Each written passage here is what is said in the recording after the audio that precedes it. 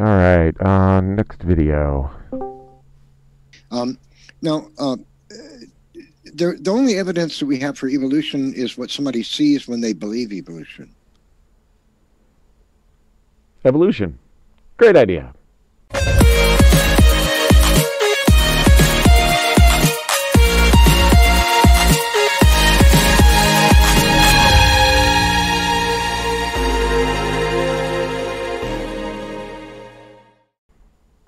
Hello again from the Fluffy Atheist. So for this one, I was just going to have Nephilim free as my subject, but, well, if Matt Slick didn't just volunteer himself up for more content. It was like he just knew I was planning on an evolution video and begged me to have him on here too. Say hello, you two. Hey, folks. Well, it's evolution, so let's at the very least start off with what evolution actually is. Evolution is often defined as a change in allele frequencies within a population due, whole or in part, to random genetic mutations that may or may not benefit the population, where the beneficial mutations aid in the chances of survivability. The stupidity of the scientific community is a... Do we have a signature for the designer? Yes, the scriptures, the Bible, is that signature. Proves itself to be the inspired word of God. The Bible is what it claims. Not to mention the irreducible complexity of the design of the human body. Okay, first of all, Mr. Batman, get out. Get out. You had your own video. You keep saying stupid things, and I'll cover you again. Don't be greedy. Secondly, for this, I don't rightly care what the Bible has to say. Creation took place in a series of 6 days, which were the same as the 24-hour days we now experience.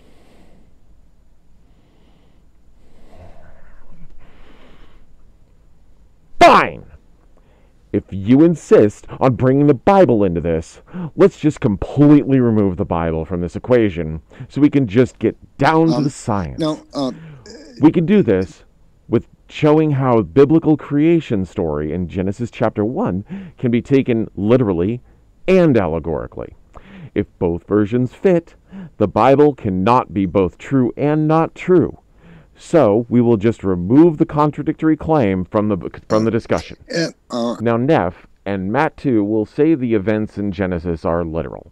However, if read as if they are allegorical, they can be made to fit Big Bang cosmology. On top of the fact that the current doctrine of young Earth creationism is a relatively recent concept, less than 100 years old, from a guy named Henry Morris.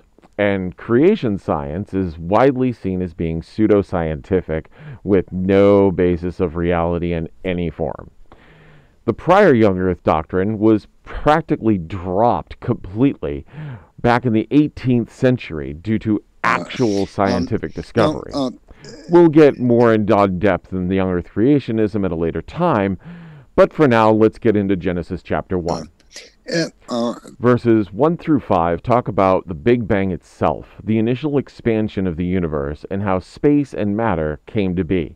Let there be light would be the expansion itself. Verses 6 through 8 talk about the initial forming of the planet itself, the waters of the ocean separated from the waters of the blue sky. Now, 9 through 13 talk about tectonic plate shifting. By this point, bacteria have formed in the oceans. Oxygen is present, allowing for plants and trees to flourish.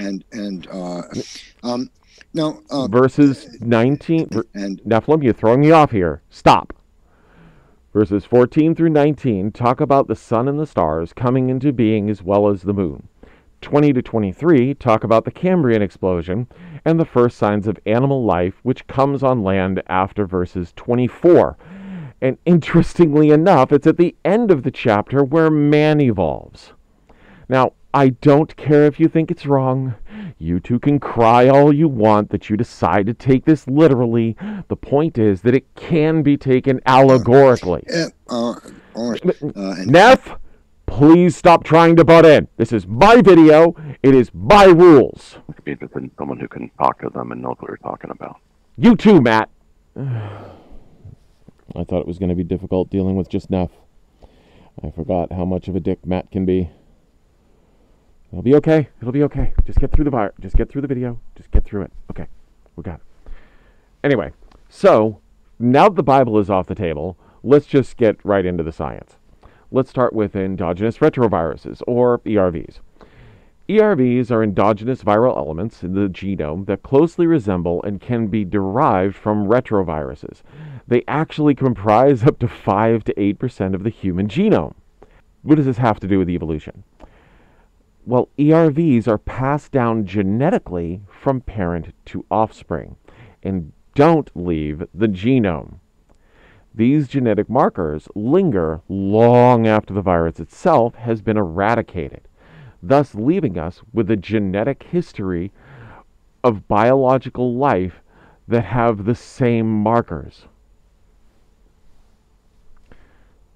Want to know where we find these markers? If you said humans, you're right. Want to know where else we find these markers? Primates. In fact, all primates in the world have these genetic markers. The virus that caused them is long gone, but remember when I said they're passed down from parent to offspring? That continues even through genetic diversity, meaning the genetic markers we share with other primates is evidence of us having a common ancestor with them, meaning we evolved alongside these other primates. I am a proponent of intelligent design. Why would an infallible God make all this stuff in our genome that would make us literally think we aren't created? You are literally calling God a liar and a deceiver when you say that. But fine. Let's just look at two different types of evolution, micro and macro evolution. For time, I'll just give one example of each. Microevolution is defined as a change in allele frequencies in the population of a species via genetic mutations over time that allows that species to adapt to a naturally changing environment, adapt to a new environment, or a man-made environmental change. Small changes are microevolution, things like the peppered moth.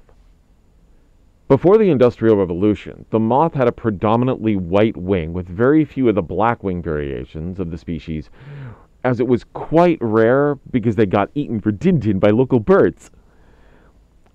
Moving up to the Industrial Revolution, when industry and factories moved in, soot from those factories started to coat the nearby trees that the white-winged moth would hide on, and by the mid to late 1800s, the black-winged version of the moth was the dominant color because they could hide on the now darker soot-covered trees.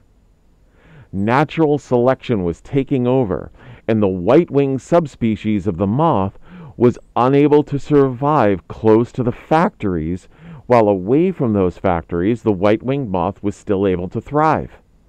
In 2012, amid skepticism, papers were published that showed the peppered moth as the most direct evidence and a clear and easily understood example of Darwinian evolution. It shows how an area of separation can and does lead to a change in the species. Given enough time, in fact, those changes would become greater and greater and greater and lead to macroevolution. This is pretty much microevolution over and over and over and over until there's such a difference in the species that it's an entirely new species. Cows produce cows, dogs produce dogs. That's a fact. Who the hell let Kent in here?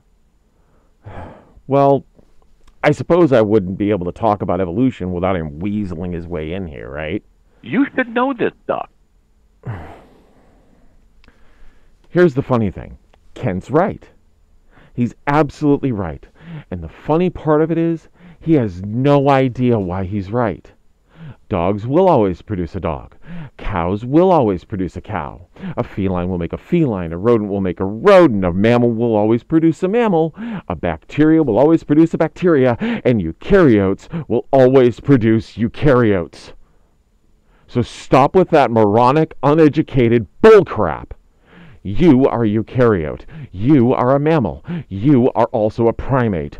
Your dog is a eukaryote. Your dog is a mammal. Your dog split off at some point between there and here, and instead of becoming a human, he became a canine.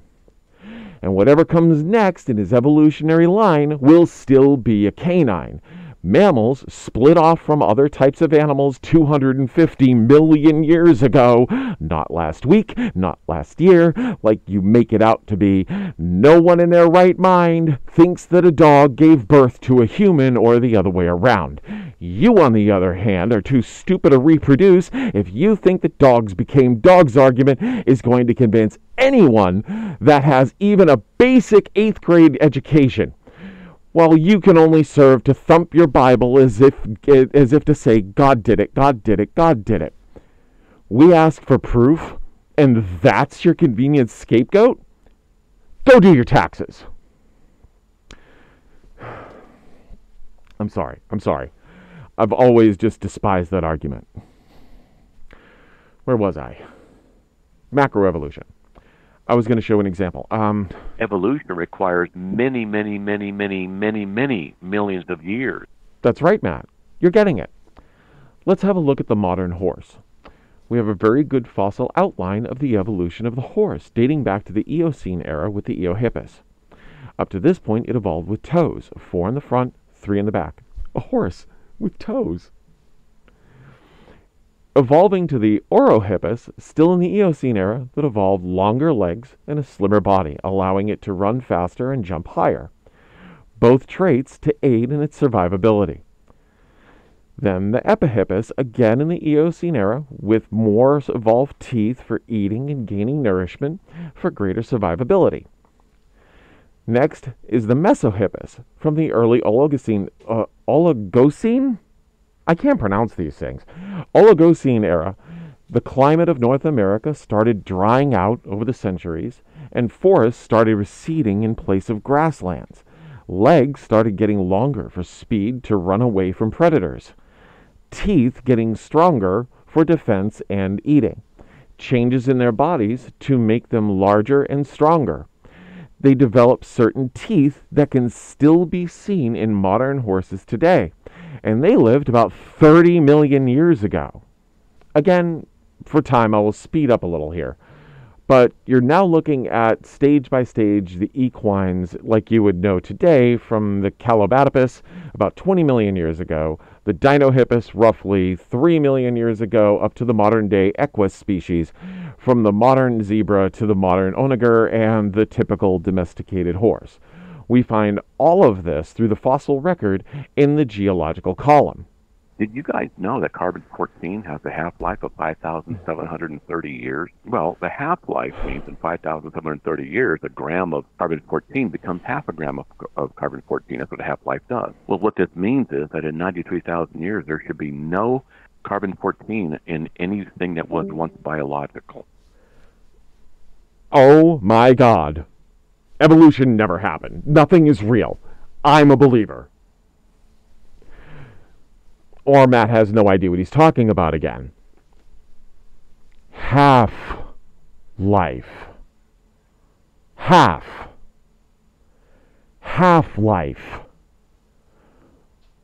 What in the world would make you think half means a whole? I mean, basic math here. Yes, there would be very little left by the point you're talking about, and that's why we don't use just the carbon-14 method of dating fossils. In fact, we use dozens of different methods to date them. We only use carbon-14 to date back about 70,000 years, because past that it's entirely unreliable and there's just so little left. Not none left, Matt. Half. From there, we have to date rock and get the age of the fossil from the rock it's found in. Methods like uranium, lead, and potassium argon from 10,000 years to billions of years. Electron spin resonance to go back 3 million years. Luminescence of quartz and feldspar going back million years. Magnetostratigraphy, again going back from 20,000 to billions of years, dating sedimentary and volcanic rock, just to name a few. And we don't just use one singular dating method on any specimen. We use several methods just to check and recheck our findings. And when these methods line up to give approximate dates of the rock and thus the fossils within them. When they don't line up, we look to find out why, find out the reason, and adjust. And when you are talking hundreds and hundreds of millions of years, being off by about 50 million is like saying you have about 10 beers when you actually have 11. Now look, I'm no expert on evolution. I don't claim to be. But what I do is look for the research that's been done, and I will reference that research. Please don't look to me as any kind of an authority on this subject. But at least I know more than someone who says something like this. Explain the woodpecker, because the woodpecker's tongue goes down its throat, down by its vertebra in the neck, back up in the back of the head. There's a groove in the skull, the tongue goes up in the groove of the skull, between the scalp and the skull, and it goes up over the top of the head, on the forehead, down between the eyes, down into a nostril and out the beak. That's how the woodpecker's tongue works. Now, how does that evolve? Ladies and gentlemen, argument from Incredulity 101. Yeah, evolution does some weird shit. I'm not going to pretend to know for a fact how that evolved. If I were to venture a guess, just like your tongue goes deep down your throat so you can stick it out, it might have evolved so it curled the other way, straight back instead of down, like us, to accommodate for its need for length, so it can get deep into longer flowers or get to the nectar. If it were God, I would say that going around the back of the skull would be a shitty design, since it's now in a very vulnerable place if the woodpecker ever got bumped on the head. God must have been smoking some of those plants he made on day 3 for that one, right? Why is it the Cambrian explosion suddenly has 40 new phyla? A phyla is humongously complicated. How do you get a snake transforming into a horse? Well, you don't. But a horse and a snake are different body types, different body phyla. How does 40 of these suddenly appear within like 2 million years? Holy crap, that's a horrible misunderstanding. My friend Bill can explain it better than that. Bill? It's the Cambrian explosion. Wow, that's animals and stuff. Thanks, Bill. The explosion didn't suddenly do that. They were evolving before the explosion into different phyla, and they were able to fossilize during the explosion because of a more solid structure to the body. And even still, we see evidence of life prior to the explosion.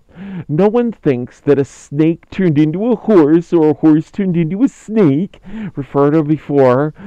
And before you go deeper with that, it didn't happen. It didn't go on for 2 million years. It was closer to 20 million years. Things split off and both transitioned to other things. So you're just plain wrong. Now, I did this recording here with Matt. It was an hour-long rant of Matt talking about things in evolution he didn't understand and didn't look into any deeper than the surface level, got confused, and left it at that. I would add Nephi quotes in here, but he tends to pull up websites, cherry-pick quotes, and show it off as evidence against evolution when the article is actually in favor of evolution. You point it out, and then his response is, yeah, because it's wrong. Most evolution deniers are young Earth creationists. So to all the young Earth creationists out there, I have one last thing for you. Why would God put so much evidence of evolution on the planet? Why would God make us believe that creatures evolved and make us believe that the Earth is immensely old by creating things as if those events happened? You think he created the universe like this, with light already on the way from unfathomably distant galaxies? You're literally saying God created a lie. But God can't lie. He reveals truth, right?